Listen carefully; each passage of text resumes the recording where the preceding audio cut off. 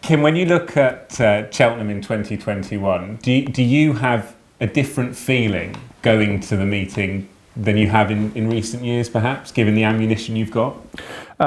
Undoubtedly, Ollie, at the end of it, this game is all about having winners at the top meetings and runners at the top meetings, and to go in there with potentially a small but very select string of horses is very exciting, and that's what it's all about. So yes, the whole feeling about this year is very different to perhaps the ordinary year. But having said that, just to have one fancy runner at the meeting is enough to make you a little bit of a buzz there, really.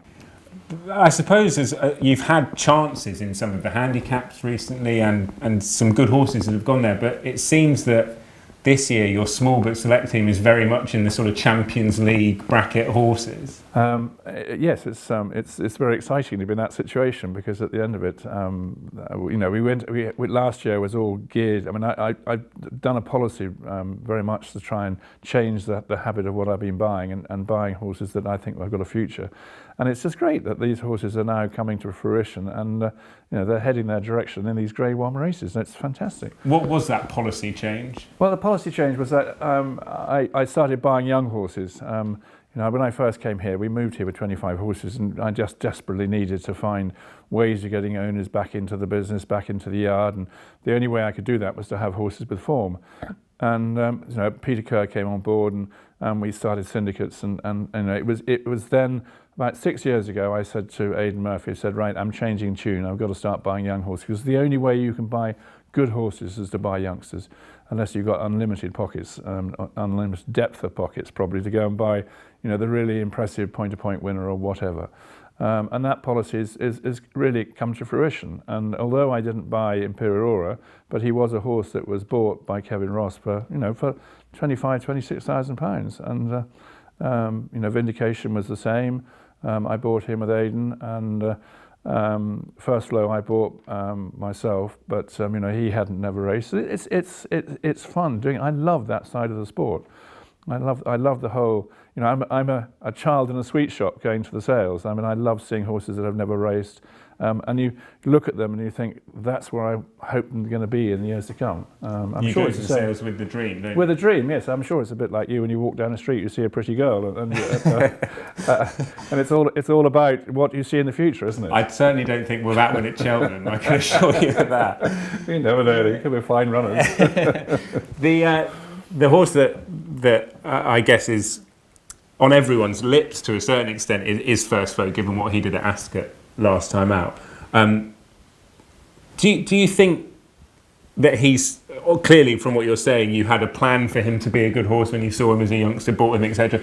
But did you ever think throughout his early days in training that this was going to be the horse that put you in the champion chase hat again? No, undoubtedly not, because at the end of it, he was always a bit of an oddball, and he was a very free runner, and we ran him in a bumper first time out, to try and settle him down before he went hurdling, and he finished fourth. He probably should have won it.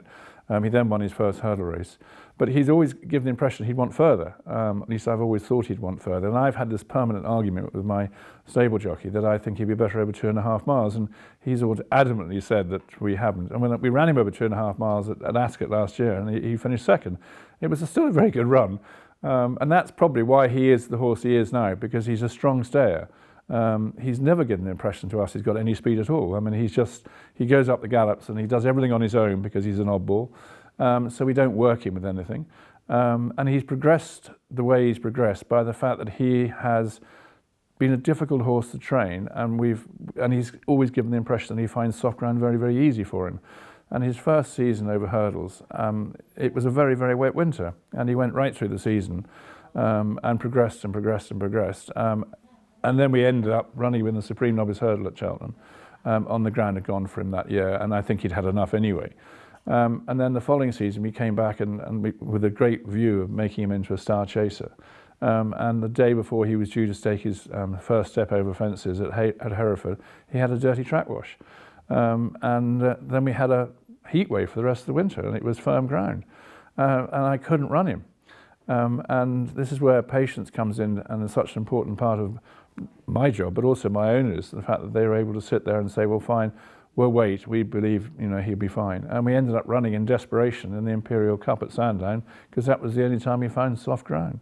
And he ran a blinder and finished 5th. So it's strange how life takes over its own way. It's a bit of a pattern in various things that happen in your life, that these things do go wrong or right. Well, it's fate, isn't it? And so we sit there and we come back the following season, which was last season, and we have soft ground. He runs a couple of times at Ascot because his owner is very much involved in Ascot and he lives in London. And he progresses the whole way through the season.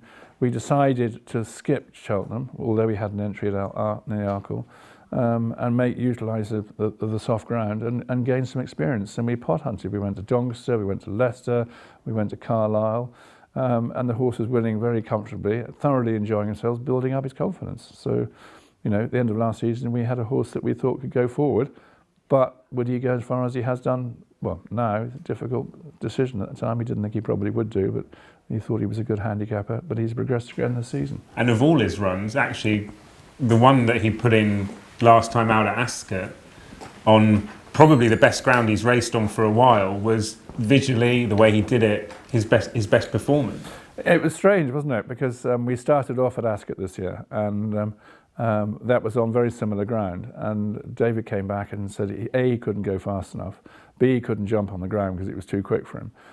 If you remember, he was going nowhere down the far side, crashing through every single fence. And then he came to the last, having got, they'd gone so fast they stopped, and he got himself in a position coming to the second last. And David hurled him at the last fence. I really thought, looking at it, my heart came out of my chest, and I thought, if he gets this wrong, we're going to roll past the winning post rather than actually go past it on 4 legs. And so he changed his tune, and he showed that actually could be ridden from a different way. And then we went to Wetherby, where I quite honestly say that was the worst ground I've ever seen any racecourse have a run on. And he missed the break completely because one of Dan Skelton's horses cantered past the post, and we were playing catch up the whole way. And at no stage during the race did I think he'd win until the line, but he's so tough. He would run through a brick wall for you. And then, history relates, we go to the Clarence House, and to me that was one of the most exciting races I've ever watched. And to lots of people, it was national hunt racing at its very best. It was horse and rider perfectly in tune with each other, being brave, being bold, being tenacious, and you, David, the owners were thoroughly rewarded with that. And I suppose when you look back on that and you look at his Champion Chase aspirations, does that now make you look at it and go, right, we can beat Chacun Pour Soi, and how are we going to beat Chacun Pour Soi? Well, you can tell me that. I looked at the Irish Dublin Festival and I thought, well, I need a fence start. But we're going to be competitive, and there's no doubt about it. It's going to be running a fair old gallop. Will be handy, and it's going to be a war of attrition, like all those 2-mile chases.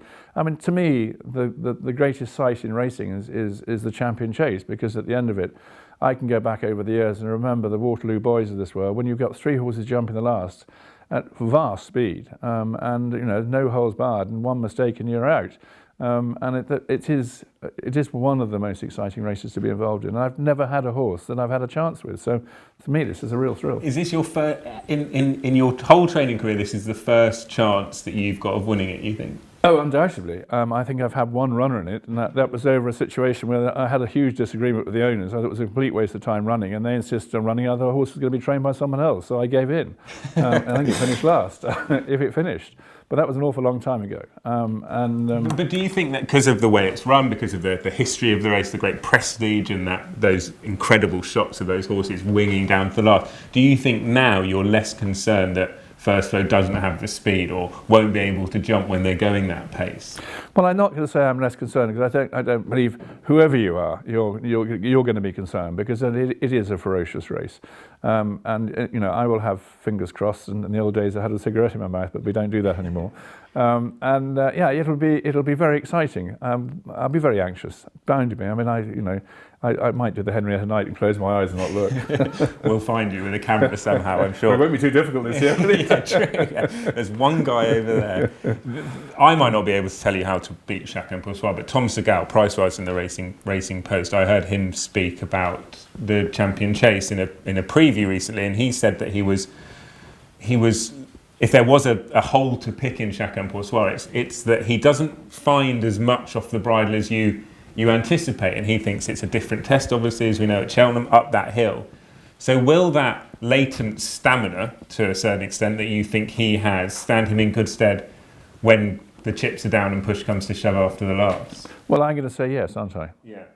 But do you think you'll try and exploit that? Well, I mean, at the end of it, the race will pan out the way it pans out. The great thing about having David Bass is that he won't listen to a word I say beforehand. He'll make his own mind up, and he will do what he wants to go and do. I can only then criticise afterwards. Does that not frustrate you immensely as an organised, well-planned? No, because at the end of it, if you have faith in your stable jockey, then really at the end of it, they have to make their own decision during the race. And tying jockeys down to orders is the worst thing you can do to anybody. He's ridden the horse enough times. He knows enough about it. He knows how I think, he will love to put a finger up in my direction. But if we see him held up 10 lengths off the pace, we know that he's probably ignoring orders. Is that well, perhaps those were my orders. That was the worry.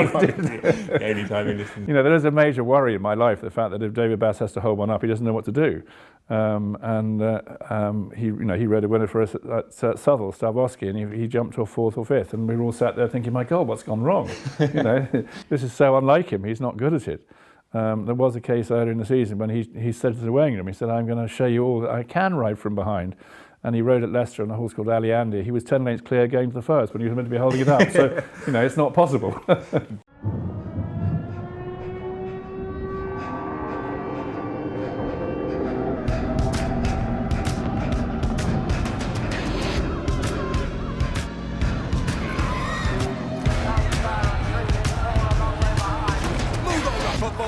Cheltenham coming through, and Sky Bet are on the charge, with money back as actual cash if you lose on the first race of the festival.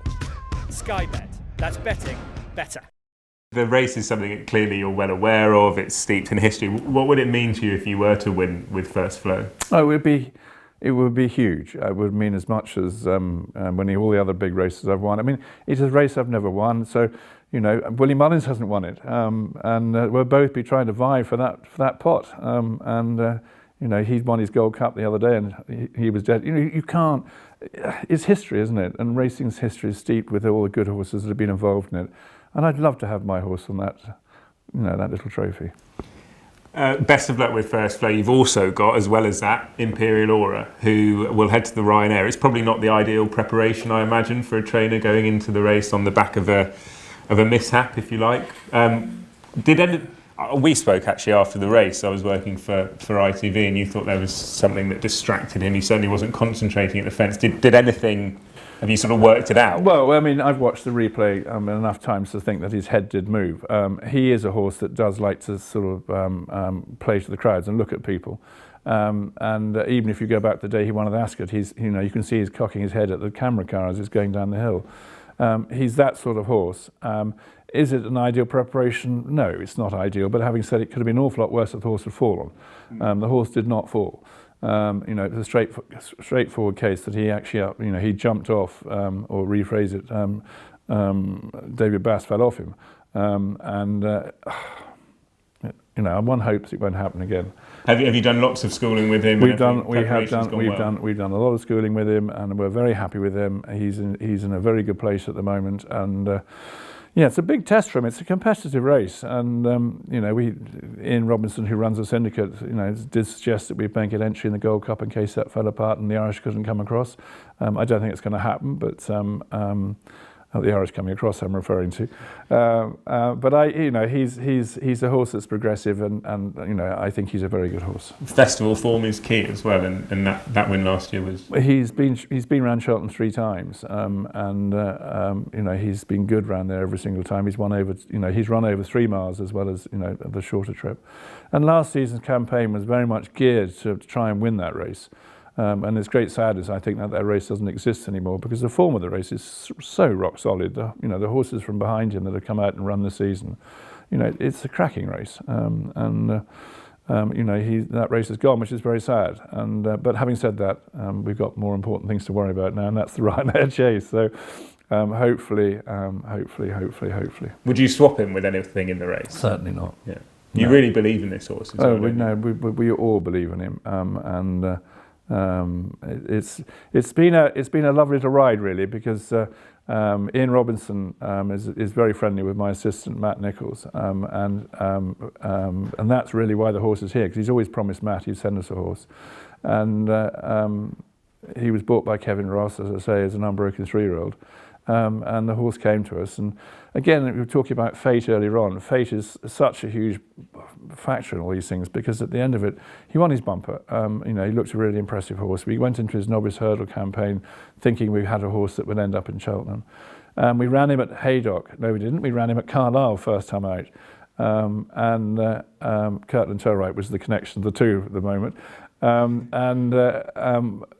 The ground was rock hard, and Kirtland, in his wisdom, told me it was good ground, and I didn't go up there. And we ran him. We broke the track record, and he came back with crippling sore shins. So he never ran again that season until right at the very end at Newcastle, where he won again. And that was, having the sore shins probably gave him time to mature into himself. He didn't have a very hard season, his first season over hurdles. It's amazing how sort of short-term setbacks at the time you're probably pulling your hair out frustrated can actually lead to much better things. How many times, well, those who work for me know that if something goes wrong, you've actually got to walk away from it and say, look, there's nothing you can do about it, and try and find a positive out of it. I go back for all the years ago when Master Oats won a Gold Cup for me. I mean, he broke a blood vessel at Utoxeter after he won his chase so badly that he filled a bucket. I thought he was going to die. And we gave him a year to get over it. And again, he strengthens as a result of it. So it's a lot of fate in life. We'll touch on that wonderful year in '95 in a few moments' time. But before that, you've also got a couple actually entered in the Stayers Hurdle. You Never Call and Vindication's got an entry in there as well as the Gold Cup. Are you leaning one way or the other with Vindication? I'm not leaning one way we speak at this particular moment, but I mean, obviously I'll leave it close to the time. It's very difficult for me to run him in a Gold Cup having unseated at Newbury, and we haven't been able to get him back into a racecourse since then. I mean, he came back from Newbury, he was lame behind, he banged the inside of his joint, and we had to give him a long time to get over it. He's been a fragile horse to train, really, for the wrong reasons. I mean, he had a problem last year, and then he missed his prep race again for Cheltenham and finished 4th in the Ultimate. He's a good jumper, and he's been labelled as a horse that's not a good jumper, which upsets me in no end. And I've left him in the Gold Cup because it could change dramatically if things happen. Certain horses don't turn up, then I've got that as an option. And I've got an option of the Stayers Hurdles if it turns out to be a competitive Gold Cup. He's got very, very good hurdle form. One forgets, or mustn't forget, that he gave weight to Champ and beat Champ at Ascot. He won the Sydney Banks Hurdle, which was his last hurdle race at Huntingdon in very fine style. So he could be a bit of a springer if you go. Well, he could be. He could well be. Have you schooled him over hurdles? We schooled him over fences and hurdles since he's come back, and he's jumped both of them very well. And I guess you'll just see how the Gold Cup plays out and make a decision nearer the time. Yeah. What about You Never Call? Because there's a question about him going left-handed. Do you think that is... Well, You Never Call is now 10 years old. He's a really good horse on good ground on a right-handed track. And there's only one other race he can run in the season, which is the race he won 2 years ago at Sandown, the last day of the season, which is 5 weeks after Cheltenham. And it's he's been on the go for a while now. He ran in the long walk hurdle and ran a blinder. We foolishly ran him back at Kempton, which was when they re-offered the race and took it back, and it was not on our agenda at any stage, and it was a mistake. And it's Huv, 10 years old. He's a good horse. I mean, he wasn't far behind the good horses at Ascot. He jumped the second last upsides in front. He was still there at the last. He was only beaten 5 or 6 lengths. He's entitled to be going there. My problem is that he's always been better right-handed than left-handed. That stems from a long way ago when he got beat on odds on at Doncaster and just didn't handle the track at all. Things might have changed since then, so we don't know. Well, the best of luck with all your runners at Cheltenham. Some big names there, and I genuinely would be delighted if you were to get 1 or 2 of those in the winners' enclosure, because you thoroughly deserve it, and they've had fine seasons, whatever happens at Cheltenham. But good luck with them. If I can just touch on a few things that you've said about your career as a whole, because if we go back, and there'll be lots of people watching this, we hope, new racing fans, that will be aware of the success that you had earlier on in your career, but not quite, I don't know, to the extent. I mean, you were the man in the early 90s. You had Sweet of you to say so. I've been told you were the man in the early 90s. Where were you? I think I was about 3 when you won the Grand National. But I remember actually when I first got into racing, you were the name that would have runners in all the big races, you know, Gold Cups, Grand Nationals, Champion Hurdles. How much did you enjoy that period of your training career? Well, I mean, come on, honestly, I mean, if you want to be a racehorse trainer, you're lucky enough to have horses running in those big races. If you could turn around and say you didn't enjoy it, there's not much point doing it. Did it come with stresses and things? And expectations? Of course there is, but I was much younger then and probably more fearless. I was incredibly lucky that I had a lot of very, very nice horses at the same time. And it got to the stage when every time we went racing, we didn't come back with a winner. Then the cat was firmly booted through the window. But it was. I don't know. It's a funny old life, isn't it? Really, because you sit there and you take it for granted these horses arrived. They were. Again, why did I buy Docklands Express? I bought him, he was lot 4 at the sales and I missed him. I never saw him. I'd already bought 9 horses that day on spec. I got in a car and drove to Yorkshire and saw him in the dark and had him trotted up in front of my car and bought him for £4,000. I mean, what made me get into my car after a long day at the sales to go and buy a horse I hadn't seen that morning? I don't know. Perhaps it was fate. He turned out to be probably, of all the horses I've trained, one of the best. I mean, he won £400,000 in prize money. He ran in the Hennessy, the King George, the Racing Post, the Cheltenham Gold Cup, the Grand National, and the Whitbread, all in one season, and finished placed in every single one. Now that is phenomenal. Yeah. He was just 16 hands, a little midget really. And it was it was before the days of cheek pieces. If I put cheek pieces on him nowadays, he might have won some more of them. Because he was a horse that thrived on tight tracks. He never won on a park course. I mean, I know he won at Kempton Park, but Kempton Park is, he won the Racing Post Chase twice, but he was never a horse that was going to win at Cheltenham. And he hit the front in the Gold Cup 3 times and still managed to get beat. Bugger. 95 was just the most phenomenal year. Alderbrook and Master Oats, the Champion Hurdle and Gold Cup double. I know that you've spoken sort of a lot about the Alderbrook story and indeed Master Oats, but that year at Cheltenham, were you just completely floating on cloud 9 throughout? It was a really weird year, let's put it that way, because at the end of it we had 2 horses that both had to have bottomless ground. It was horrendous conditions, even by Cheltenham standards.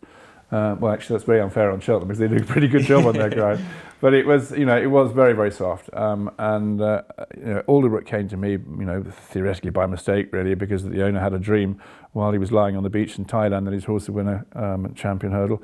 And I'm sure you and I have had plenty of dreams in our lives that we've never achieved to actually put to fruition. And this man suddenly appeared, only pick on my doorstep, and asked me to train it. Well, I mean, you're not going to say no, are you? I mean, I looked through his form and I thought it was a complete and utter waste of time. But, he had 1 run over hurdles and finished down the field for Sally Hall at Newcastle. I know he'd become a decent flat horse in between, but so we just took it for granted we'd do it, and it all sort of fell into pattern, and it did. And we went to the Kingswell Pattern Hurdle thinking this thing cannot get beat, and he duly won it, and then of course became favourite for the Champion Hurdle. But it was just an exciting horse because he was a colt. He was not a particularly sound horse, but he had a guts like you've never come across, and he was a real character. He was fun. He was really fun. Was he difficult to train? Well, because of all the problems he had, and Master Oats with his blood problems, we didn't work either horse. We only canted them every single day, twice a day. And Eddie Hales was my assistant at the time, and he was a great asset. And we all put our heads together to try and work out what was to try and do something. We didn't want to stress them. So we did. I think we did 1 piece of work. We took Alderbrook. The last piece of work he did at, if you could call it work, we worked him up Charlie Brooks's gallops when Charlie was training, and I think Jim McGrath was there and watched it, and Simple Arithmetic and he worked together. and it was an electrifying piece of work. But that was, the last piece of work for Cheltenham. And I hadn't had a winner at the festival. We'd had a few placed horses, but hadn't had a winner. And Simple Arithmetic ran in the first, and we thought, he was our gauge, and we thought he was a certainty. And he got beat. He finished third. He should have won. He made a mistake at the wrong time down the hill. But I just needed that little bit of confidence going into the race. But we'd already backed him by then, so it was a very exciting moment. Job done. Yeah. Do you think it's underappreciated, the work of a trainer? I know that seems like a silly question, and you might pat yourself on the back, but it sounds like you really got the best out. Obviously, you got the best out of those horses, but they took a lot of knowing and understanding and things like that. I mean, horses are like human beings. I mean, they've all got personalities, they've all got characters, they've all got quirks. And the odd horse needs to be trained in a slightly different way. And, the likes of John Gosden is a genius. Vincent O'Brien is Aidan O'Brien, Joseph O'Brien, the O'Brien family, they're all geniuses. And you can't just get up every single morning and say, well, all those horses are going to do that every single day. There's going to be the occasion when horses need something, you've got to get into their brain. You watch Aidan O'Brien, he will saddle a horse outside. He'll a really difficult colt or filly, he will saddle it in the middle of the paddock. And you think, well, no one else could do that. And that's confidence in the horse and rider, and horse and trainer. So obviously it's incredibly satisfying to win the Champion Hurdle, to win the Gold Cup, but when you and the team know exactly what's gone on to get to that stage, it must be incredibly personally rewarding, that whole process. It's what you're paid to do, quite honestly, and it is rewarding when it comes off. There are plenty of times when it doesn't, and we don't talk about those. You just blame the owners. Yeah. It is a really difficult one, because at the end of it, you've got to just put your head down and work out where it's wrong. And we get things wrong. Don't get me wrong. I mean, we have plenty of cases when we get it wrong, and we'd like to try and get it right more times than we don't. But I always say that anybody wants to come to the yard and have a look around. These horses are they're looked after, they're treated, they're treasured, and people don't really realise what goes on behind the scenes in the yard. They just see them standing in the paddock and looking smart, taking interviews from you when the horses win, and collecting a bottle of champagne or whatever, thinking they've obviously drunk on the way home. But actually, a lot of work goes in behind the scenes. The reason I asked you whether you enjoyed that period in the early 90s and the early stages of your career, it was, personally, racing was massive back then. The tabloids were all over the sport of racing. It's sort of less invasive now, because racing is probably, as a broad point, probably less popular. But the reason I asked you particularly whether you enjoyed it was because when you, I don't know what the best way to describe it would be, but when you had less high-profile horses, less numbers, when you went through that sort of changing pattern to try and get younger horses in and get your name back up in lights, I suppose conversely to the enjoyment you had, how difficult was that period when things weren't going well for you? I think I've always believed in my own ability to succeed, and when it went wrong, we moved to Northamptonshire. And I moved to Northamptonshire for quite a few reasons, and one of them was the fact that when I was in Lambourne, there were a lot of flat trainers then coming into the yard, and I remember going past Mick Shannon's horses every single day, and suddenly, usually about Hennessy weekend, his yearlings would suddenly appear. They'd be coughing. He wanted them to cough, because then they wanted to build up immunity. And I could not shift the virus. I really couldn't. Every year, it was the same period. Almost Hennessy weekend, bang, they started coughing. And I really realised then I had to move away for mental situation, my own ability to cope with it all. So we went to Northamptonshire, and we built. It was my pride and joy. Your father was here yesterday, and he was there. He came and saw me, and it was my pride and joy to be a really all-conquering, all modern training facilities. And it went wrong, and it was a disaster. And the hardest thing I had to do was to admit that it had gone wrong. We got down to training 4 or 5 winners a season, and it was shocking. We were down from the number of 90 horses when I went there to 20 odd horses. We got, foot and mouth did a damage to us. We had all-weather gallops got washed away, and it was a really difficult time. And as I say, the hardest thing I had to do was to make a decision to cut my links from something I'd sunk so much into. But once I'd made that decision, it became easy. Yeah, we arrived here by mistake, really. So, did you ever think about packing it in? the only people who thought about packing it are the people telling me how to pack it in. And were there lots of people? Oh, there were plenty of people Really? telling me to pack it in. Yes, and you know, it was a time when with your best interests at heart, or both probably. You know, I never ever thought about packing it in, and I was always determined to prove. And honestly, what would I do instead? I mean, I'm not qualified to do anything. You know, I couldn't sell a used car to you, let alone. You've tried. I could. Well, you need a new one by the look of it. So it's quite, you know, it's what you do. And did you find out who your friends were during? Oh yes, absolutely. I mean, I knew who my friends were anyway, but like, my racing friends. I mean, it was really interesting to see the owners who stuck by me, and you know, Tony Solomons was you know, has been with me since my second season as a trainer, and he was, you know, he kept on saying to me, "Don't worry, you'll pull through. It'll be all right. You'll get there." And he's a man who was a hugely successful businessman at the time, chairman of a big city bank. And was a huge supporter. And I'm really pleased that the ones that stuck by me are still with me now. And I've had decent winners for all of them, and they deserve it. And it was a difficult period, there's no doubt about it, but I had no intention of giving up.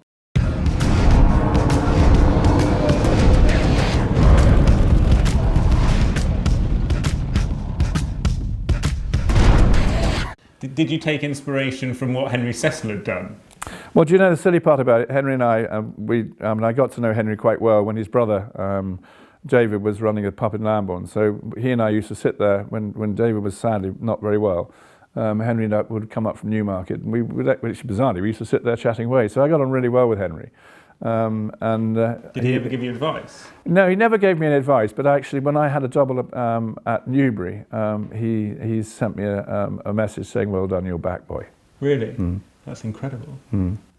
And I had a day when Frankel won at Ascot. He and I sat down, had a cup of tea on our own, which I thought was a bit special. Yeah, that's nice magic. Man. Yeah, nice man. Of all the messages you received, and I'm sure there have been lots since you've elevated yourself back into the big leagues, did that one really mean a lot to you? Mm. Yeah, because he was a special man. Messages from you wouldn't be quite the same. Don't get them, that's wow, that is incredible. So given all that, and the sort of the ups and the downs, to be where you are now with the team you've got in this beautiful place that you're training from now, in Thorndale Farm in Andoversford, do you sit on the gallops or stand on the gallops and just take it all in, and are you at peace with where you're at now? It's interesting. I mean, again, you know, things happen that are there to be sent to you in many respects. Peter Kerr, who currently runs all my partnerships, he approached me when I was at Northamptonshire and said, could I come and run syndicates for you?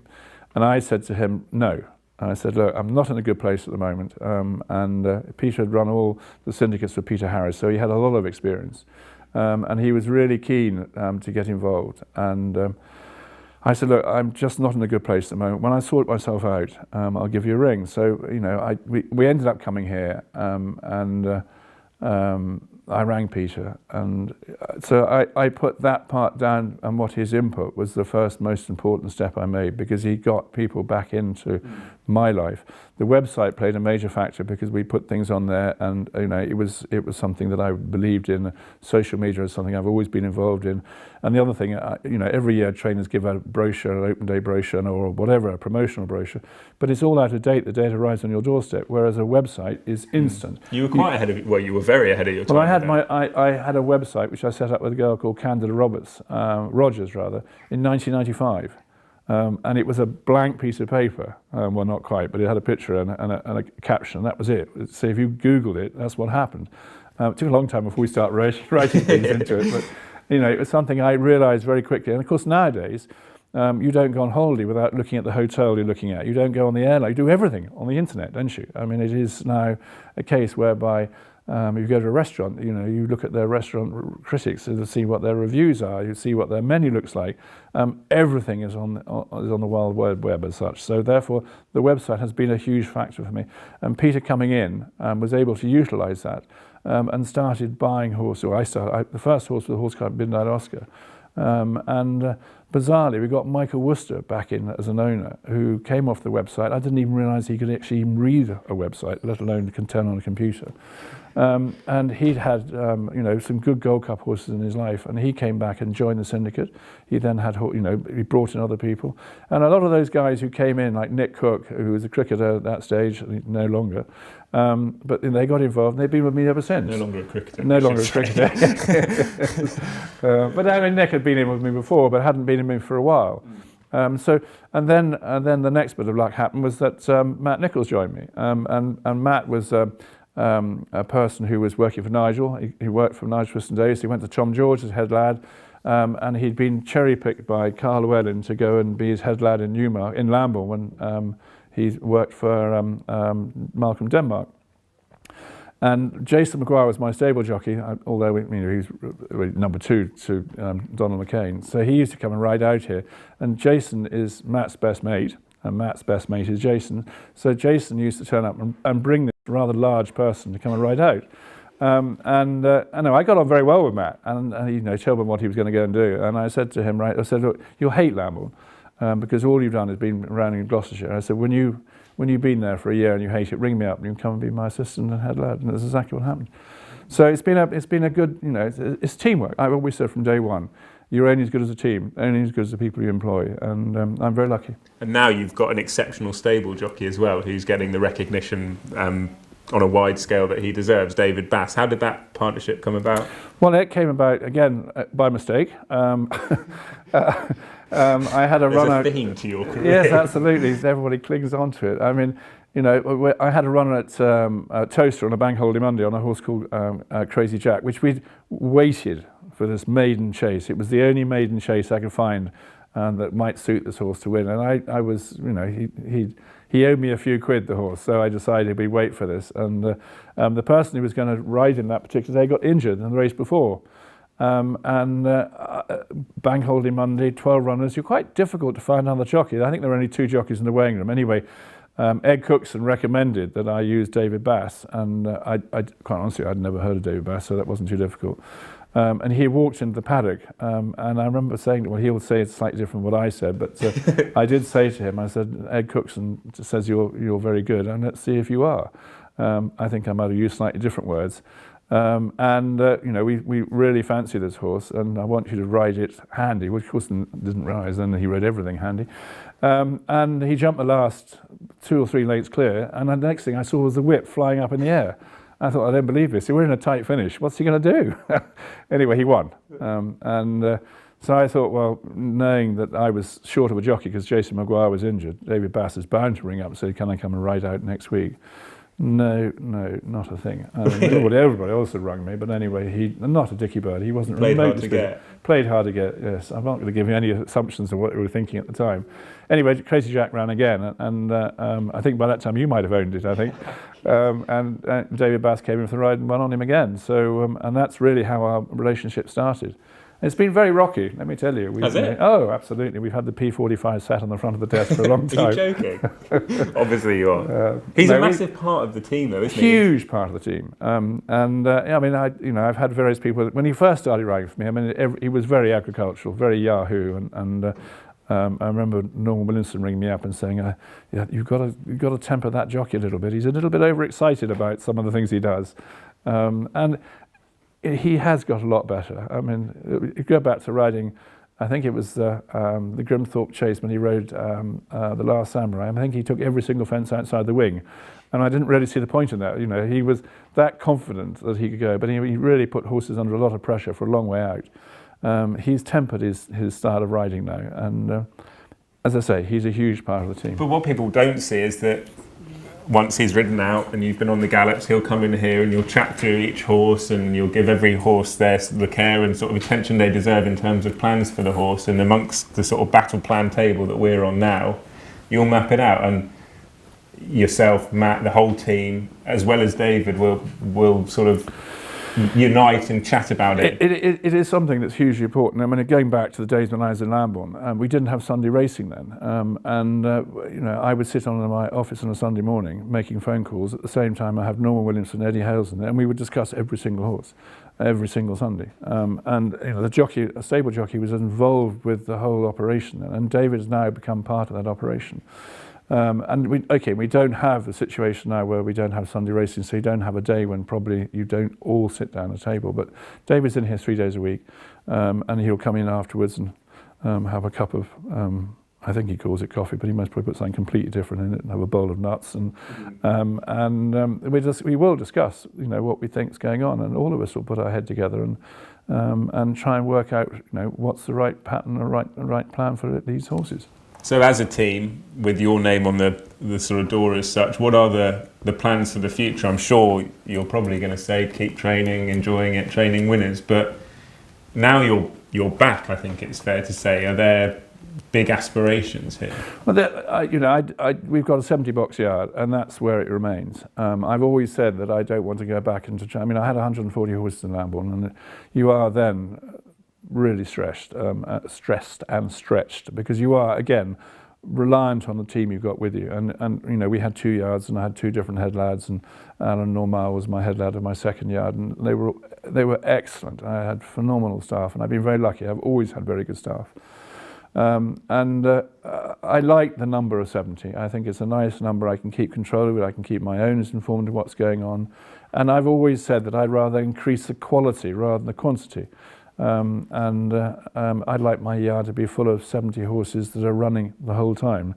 And if a situation goes whereby a horse needs to have a break, I'm very lucky I've got Jason Maguire up the road with his water treadmill, and we utilise that one at his facility a tremendous amount, and it's a great asset to have it. It takes the horse out of the yard, it gives them a break, and they can do a bit of water treadmilling at the same time, and then they can come back, freshens them up and that sort of thing. So it's a good little asset, really. And Cheltenham this year will be very different. Obviously, no crowds. It came in for a bit of criticism 12 months ago nationally for having race goers, etc. How will you feel going to Cheltenham in 2021? Pretty desolate, really. We have, we have normally here, we have 20, 30 people turn up here every single morning on the way to the races. It's an extraordinary week. It always has been. You work at a trainer's life before Cheltenham. You've got these ridiculous things called Cheltenham previews, and there's one of the local pub. There's one. I used to do one with Egg Chamberlain in Cheltenham, which is great. And most of them are charity ones. I won't do them unless they're charity ones, because I feel you should be doing something for charity rather than anything else. But Nicky Henderson will do 5 in the week before Cheltenham, and he'll be going to London every single night to go and do it. Well, that's not going to happen anymore. We'll all be there really fresh, won't we? I've always done one on the Monday night locally with Nick Luck. And by the time, Nick's got stamina like you've never come across. And he's quite happy to keep going till 5 o'clock and then put a microphone in front of himself. But I am not that clever at that sort of thing. So, but it was always a good way to start the week, to make sure you felt rough on Tuesday morning. Everyone's going to look the healthiest. They're going to look the healthiest they've ever been, and you'll be celebrating with a glass of water or a cup of coffee. It's going to feel really odd, because at the end of it, Cheltenham will not have that roar when the tapes go up for the first race. There won't be that. There'll be the music on television if you're making the noise of the winners coming in the winners' enclosure.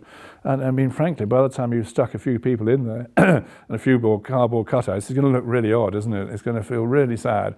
And if I'm an owner, which I'm not, or if I was an owner, and my ultimate dream was to have a runner at Cheltenham, and let's be honest about it, Cheltenham is the biggest tie for National Hunt Racing, because if you are getting involved in National Hunt Racing, what do you want more than anything else? A Cheltenham winner. A Cheltenham runner, stroke winner. So if you're lucky enough to have your first ever winner at Cheltenham next week or the week after, and you're not there, how much would that hurt you? It's going to be sad, isn't it? It's going to be really difficult. It's going to be really difficult. I know Cheltenham will do their utmost to make sure it works for everybody, but it's going to be a very difficult time for all. And the great thing with what the TV coverage is, the ITV are doing all 6 races every day now, and they have been excellent, because at the end of it, a television viewer will see the races as it is, but they won't notice the missing crowd. Yeah. And your camera angles have been very good at that. The hardest thing now is what's going to happen is when that walkway into Cheltenham, because you always use a pan down as they come off the track and they be interviewed past the stands with all the crowd, the camera's going to have to be in a different direction, isn't it, to go and see where it is. And you walk into the paddock, and that's the glory for any owner. It was to walk into that unsaddled enclosure leading their horse in. Well, that can't happen. And I just think it's incredibly sad. But, you know, as I keep saying to everybody, we are racing. We're incredibly lucky to be racing. Thank God now there's a timeline when owners can come back and the general public can come back. And so in a year's time, when you ask me, hopefully one of these horses running in the Gold Cup, what will be 2022 like? And you'll say, 21 was a year we've forgotten. It's like having a builder in your house. The day they move out, you forget they've been there. And I'm rather hoping that by the time we get to next year, we'll look back as this last year for the results that are there, but not for the fact we had no crowd. Very well said. The sooner owners get back, the better. I hope that Macca, our director, was listening to that call to arms about the shots and the camera angles that he's going to need. But we hope that the coverage does what is a special week justice. And I hope, as an owner in the yard, who's had the most incredible experience with you, that you have plenty of success for the week. So best of luck. Thank you very much indeed.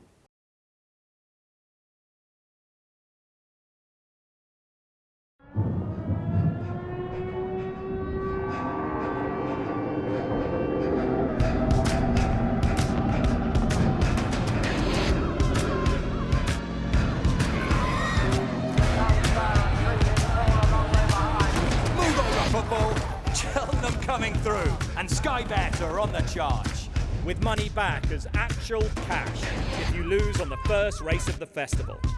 Sky Bet, that's betting better.